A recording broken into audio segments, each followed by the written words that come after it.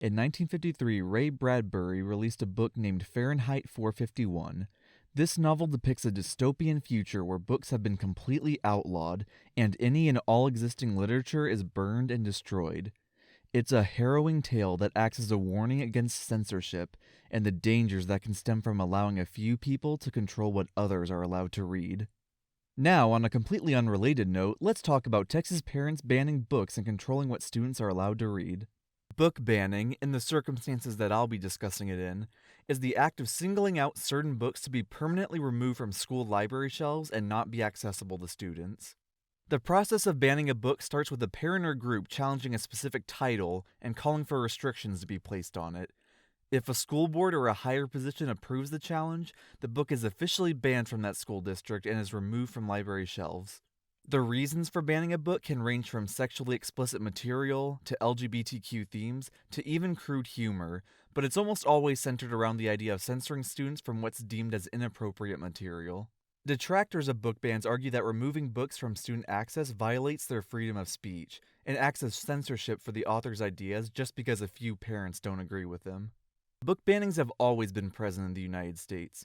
Burning books was used as a way of keeping books out of the public's hands and can be traced as far back as the 1650 Massachusetts burning of a pamphlet that criticized Puritan ideals. The first book to be considered widely banned in Texas was Uncle Tom's Cabin in 1852.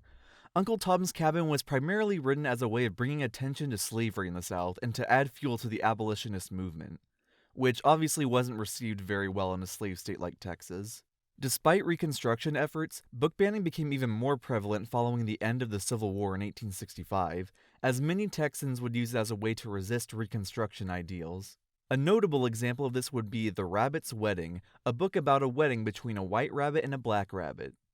Gee, I wonder why this was banned. Frequent bans like this continued well into the 20th century until the 1982 Supreme Court case Island Trees Union Free School District versus Pico. This case ruled that school boards cannot remove books from school libraries just because they dislike the ideas contained in those books. While this ruling didn't stop the banning of books entirely, it still managed to significantly hinder the process. Parents now had to construct a strong argument against the book to get it banned. For example, common book bans in the 90s include To Kill a Mockingbird for having mature themes of racism and rape, and the Scary Stories series for, well, being scary stories. Surprisingly, the 21st century actually saw a slow decline in book bannings. Despite there still being plenty of challenges against books like the Harry Potter series, only a select amount actually received full bans, usually for profanity or sexual themes. This decline continued well into the 2010s, although there was an increase in the types of reasonings for banning books. While themes of racism and sex were still a constant reasoning, there were also popular books being banned for suicidal themes, gay characters and LGBTQ themes, and even just the crude humor of Captain Underpants. How vile! And that brings us to the 2020s and the current status of book banning in Texas. And it's easily the worst that it's ever been. Book bannings have increased across the nation in the last few years, but the amount of bans and challenges from Texas skyrockets over any other state.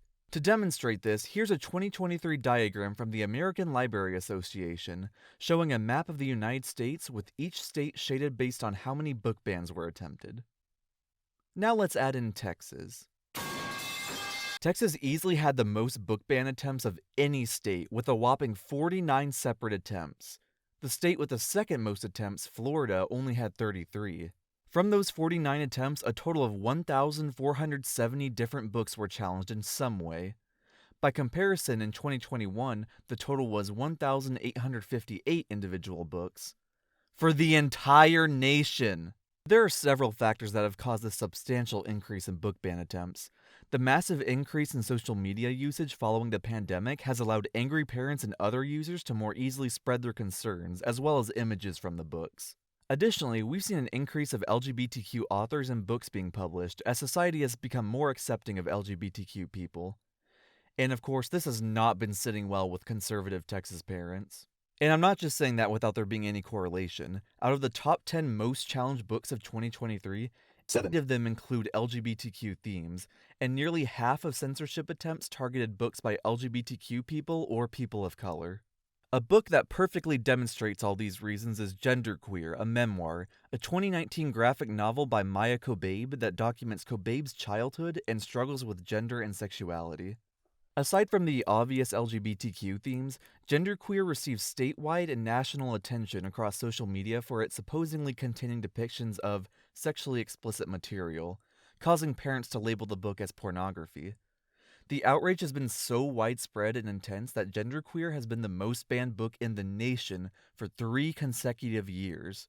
Even Governor Abbott himself specifically cited Genderqueer as a book including graphic images and descriptions of sex, and ordered the Texas Education Agency to investigate criminal activity of the availability of pornography in public school libraries. As the article states, this is not a responsibility of the education agency. Maybe Governor Abbott needs to take this class. So, what can be done about this in the future? Well, funnily enough, there was actually a bill proposed by Texas legislator just last year about this issue, that being House Bill 900. This bill would require book publishers to implement a rating system for all their books based on their depictions or references to sex. Books containing content deemed patently offensive will receive a sexually explicit rating and must be removed from shelves and not sold to schools. Publishers that refuse to use the rating system will not be allowed to sell their books to schools. The bill also includes a set of collection development standards for school libraries, which mandates that every school district must implement a collection development policy to curate their school libraries from inappropriate material. House Bill 900 was met with major pushback, as just a month after being signed into law, a lawsuit was filed against the bill by several associations, libraries, and bookstores. This lawsuit claims that House Bill 900 violates both the First and 14th Amendments, and that the bill used overbroad and vague terms to describe its conditions. As an example, let's say there's a children's book about crayons, and one of them loses his wrapper and tries to hide because he's naked.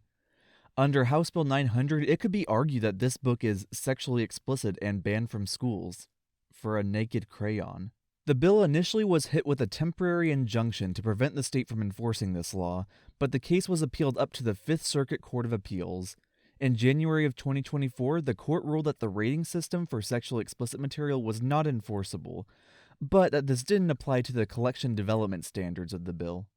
So while this essentially means that the most crucial parts of the bill have been rendered useless, there's still concern about how other enforceable library standards could be manipulated into further book bannings.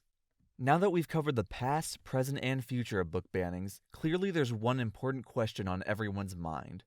What does Colin think of this? So I've actually had quite a bit of experience with banned books growing up. I've borrowed several from my school libraries before, and my high school English reading material was almost exclusively banned books. If it hasn't been clear already, I have very strong feelings against book banning in schools.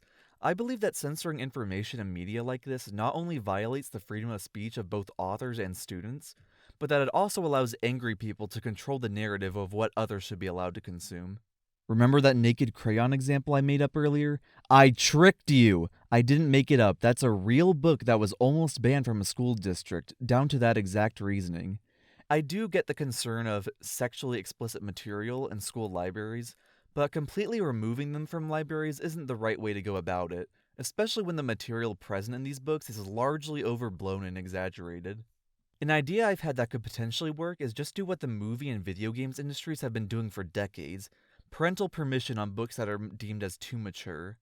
Now, there was a rule like this present in House Bill 900, but only for sexually relevant material, which mainly means educational content.